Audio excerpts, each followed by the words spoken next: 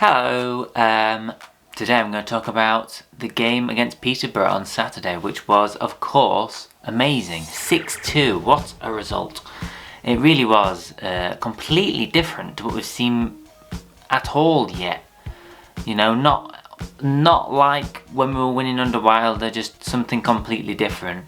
And hopefully that's something that's now going to become something we get used to, because that sort of win was great. Do I think we're going to win like that every week? No, but I think hopefully at least we're going to win a few more now, and I want to see a few of those wins. I mean, we had sort of a similar-ish sort of win against us when Jukanovic was Fulham manager, when they won 5-4. Obviously this was a bit more dominant on our side, but I think it was one of those sorts of games. We were allowing them in as much as we were having chances down the other end. Well, first off, we got to talk about the players that we haven't really seen yet. Morgan Gibbs-White came in, unbelievable performance for his first game. Lost the ball a few times in sort of like the halfway area, which that's probably the only negatives I can pick out of his game. But he just looked like someone who wanted to take people on. We haven't had that sort of player for a long time, and he wanted to play little 1-2s with him and Dai, who I'm going to talk about now. Really good. And GibbsWhite's goal, by the way, is probably the best of the lot. I think everybody can understand that. And Dai, I mean, we have sort of seen glimpses of him, but blimmin' heck, his touch was insane. Some of the balls into him were high, and he touched them down, created chances for other people, scored 2 goals. Obviously, I mean, the first goal was a half-decent finish. I think he scuffed it a bit, but who cares, it goes in. The second one was great work by Billy, played a ball in, stole him back and headed it in. Hopefully he'll be fit for Tuesday. Not quite sure. I mean, it looks like it wasn't an injury, and I think Jukanovic said he just cramped up, so hopefully that means he'll be fit for Tuesday. But we'll see. And Billy Sharp. I mean, I never thought Billy Sharp would play that sort of way. You know, where he was becoming the supplier of goals. You know, he was getting the ball in the corner and knocking it past people, turning and playing the ball in quick. I don't know if it's just because their defence played so poorly, or whether it was because we were so good. But Billy just looked amazing, dribbling past people, getting crosses in, perfect crosses in as well. I don't know how he suddenly looked like he was going to supply so many goals, but I don't mind. I don't mind if Billy doesn't score a single goal for the rest of the season if he's supplying goals like that. I think he's probably a bit disappointed with himself actually that he didn't score. I mean, you can see after the game.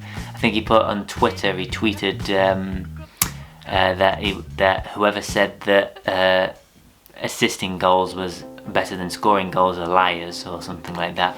So obviously he wanted to score, which is a very Billy-like thing to do. The other thing, Fletch. I mean, not just because he scored, he was brilliant. He was really, really good. And Fletch can do that. People have been moaning about Fletch, and Fletch for me always looks like a low confidence player. You just need to keep picking up. And you know, sometimes when fans are on his back, maybe it hasn't helped so much. But you know, Jukanovic said afterwards something about Fletch, saying he was trying to build his confidence up. It's worked because he looked confident.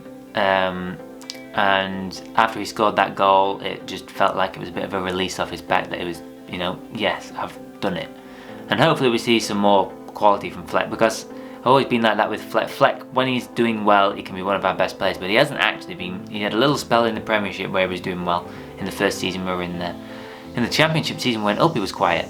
You know, he really started to do well. In the first season we went up, he was really good for a period when there was him and Coops, and then he went really quiet towards the second half of the season. And the second season he never really picked up. I mean, you have to remember he didn't score a goal that season.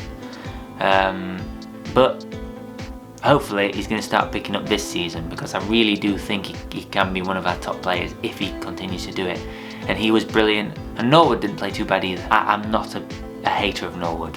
I think Norwood's going to play because he fits into what Jukanovic wants to do. That's why he's had him before. And Ben Osborne, the other one you have to mention, fantastic, brilliant, running past people, looked like he was going to create, scored 2 goals as well. Yeah, he looks really good up that sort of area. I don't think he's a left back. I think he's, although we can do it if we need him to, it's a bit like a Matty Doan situation, you know, and you stick him there if you absolutely have no other option. And he'll be happy, but he's not it's not his best position, and he was awesome on Saturday. Maybe the negative side of it is that we did look like we were going to leak a few goals down the other end.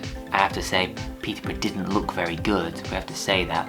You know, and we gifted him a goal. And look at the penalty again, I'm not quite sure it was a penalty, the Egan challenge one, when he gets behind him. I don't really know what he's supposed to do, just let him run through. Clark Harris sort of does well to win that one. And the first goal obviously is a Jack Robinson mistake. And Jack Robinson, I thought, played quite well actually for the majority of the game, but you know, that was his big mistake. Tried to be too clever, you know, instead of trying to head the ball, which he did win a few headers in the game, which, you know, he had a few chances from corners with headers, and he's not great in the air.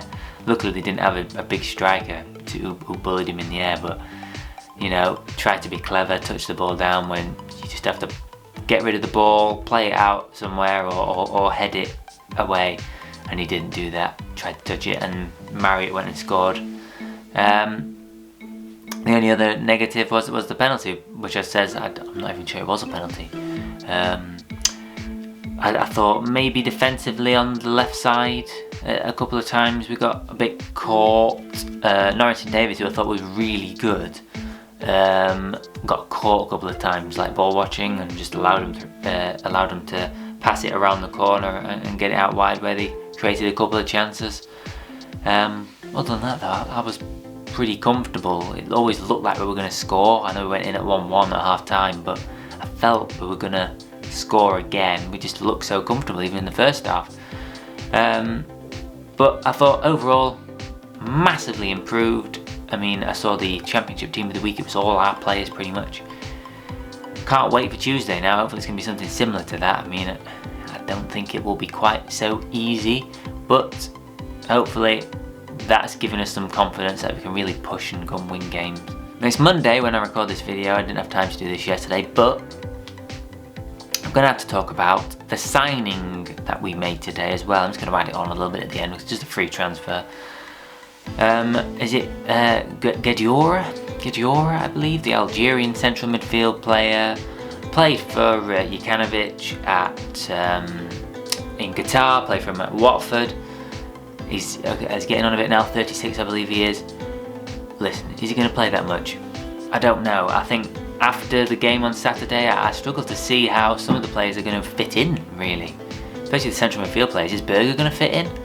I can't see really how Berger's going to fit into that side. If you're going to play, because he played it virtually with two players a little bit deeper, Norwood and Fleck a little bit deeper, and it worked well. Where does Berger fit into that? Is he going to slot in for Norwood? I don't think he can do what Norwood does, because Norwood picks the ball up and he pings these balls, sways them wide. Berger's not that good at his passing.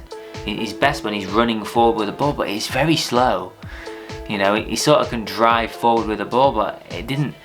That game worked because we were quick. The passing was quick into the attacking players, and then they had a chance to take on those players and play a little 1-2 and get around them. I don't know if Berger's going to fit into that system. Well, fingers crossed he does, because it's kind of weird that you got this 30-odd million pound player who was meant to be worth 30-odd million, you know, cost us 20-odd million, who's not even fitting into that system, you know, because I think he's going to struggle to fit in. I really do. But we'll see. I don't think he'll be fit for Tuesday by the sounds of it. I think he's had COVID. But maybe next weekend we might see if he comes back in, because I don't know if he does, and it depends how well we play on Tuesday. I mean, if we do rubbish on Tuesday, then we might be, oh yeah, he'll be back in again on the weekend. But it'll be interesting with Berger. And then Guedioura, I've not really seen him play that much. He's played against us, but I don't remember him standing out so much. I think he was at Forest as well, wasn't he? But he'd probably just another option really. Because now we're trying to push some of these midfield players into more attacking positions. Especially Osborne now will play as a more attacking player. Luke Freeman came on in the game, thought he looked fairly decent when he came on. He's probably another player who will play in one of those more attacking midfield areas. And Guedioura maybe is an option for attacking midfield area, maybe he's an option to play a bit deeper. I think he's probably going to be more of that, just pushed a little bit further forward again. But he's an option, you know, he might get on a bit, maybe he'll impress and maybe he'll get in the side. I don't think he'll be a starter by the end of the season. I think he'll be a bit part player. But he's a player who Jukanovic knows and trusts, and he's going to be interesting to watch him. So best of luck to him, and looking forward to seeing him play, really, as I am with all new players. So anyway, that's it for this video. The match preview, what's it called? Match review. It's a review, isn't it? The bit after it. But anyway, I've got another video coming up tomorrow, which is going to be the preview of the Tuesday match. God, you can't keep up with these. And my program videos, I've got more of them coming up at some point, which I'm going to be filming probably this week as well. Got some good programs, by the way, coming up. Some good matches. Some old programs which I've bought. I've got some programs that go right back to the 1950s. So, you know, some older programs. Don't want to say old in case someone who's watching was born in those that sort of era, because that doesn't mean you're old. But anyway, other than that, that's the end of the video. Cannot wait for the game on Tuesday now. Really looking forward to it. I hope you enjoyed it. If you like this video, then like it and subscribe to the channel to watch some other Ginger Blade content. And other than that, see you later.